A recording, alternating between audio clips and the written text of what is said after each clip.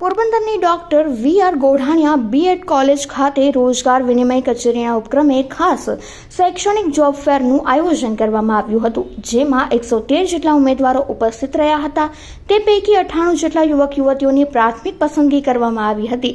Indian Red Cross સોસાયટીની પોરબંદર તાલુકા શાખાના chairman Ramdev Modhvaniya તથા ગોઢાણીયા બી.એડ કોલેજના પ્રિન્સિપાલ ડોક્ટર હિના ઓડેદરા અને જિલ્લા રોજગાર અધિકારી દિનેશ પરમાર વગેરેએ મહત્વનું માર્ગદર્શન પૂરું પાડ્યું હતું.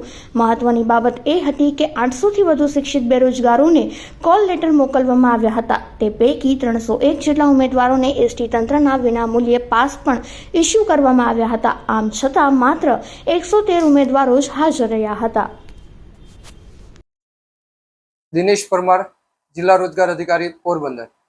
આજ રોજ પોરબંદર જિલ્લાની ખાનગી ક્ષેત્રમાં કામ કરતી વિવિધ શૈક્ષણિક સંસ્થાઓમાંથી જે ખાલી જગ્યાઓ છે એ ભરવા માટેનું આયોજન કરવાનું હતું અને એના સંલગ્ન એક ખાસ શૈક્ષણિક ભરતી મેળાનું આયોજન કરવામાં આવ્યું હતું, જેમાં પોરબંદર જિલ્લાની વિવિધ શાળાઓમાંથી કુલ 15 શાળાઓએ ભાગ લીધો હતો અને જેમાં 98 જેટલી રોજગારીનું સર્જન કરવામાં આવ્યું હતું અને કુલ 1000થી વધારે ઉમેદવારોને બોલાવવામાં આવ્યા હતા અને એમને ફેસ ટુ ફેસ ઇન્ટરવ્યૂ આપવાની પ્રોસેસ કરવામાં આવી હતી.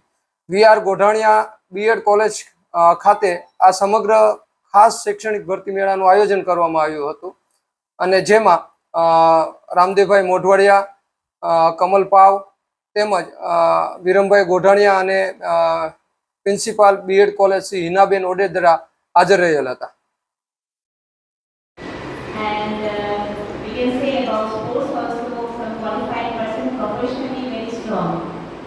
हमारे स्कूल में जो सीबीएसई का पैटर्न है वो हम चलाते हैं.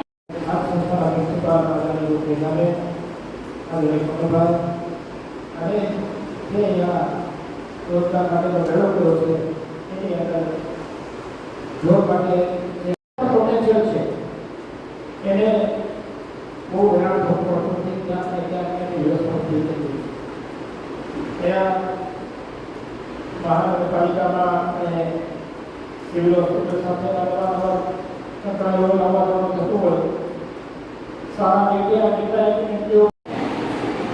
મારું નામ સબનમ સલીમ જયદી છે. કુતિયાણાથી આવું છું હું અને મને આ ભરતી મેળાની જાણ રોજગાર કચેરીને જે ટપાલ છે એ મારા ઘરે આવેલી હતી, એનાથી થઈ છે અને બહુ સરસ ભરતી મેળાનો જેમાં ઘણી બધી નોકરીદાતાઓના નામ નહોતા, એના પણ અહીંયા આવીને અમને ખ્યાલ થયું કે એ લોકોના પણ અહીંયા નામ છે. ઘણી બધી ઓપોર્ચ્યુનિટી મળે છે અને બહુ સારો એકદમ જ એટમોસ્ફિયર બહુ વ્યવસ્થિત શૈક્ષણિક જ લાગ્યું છે.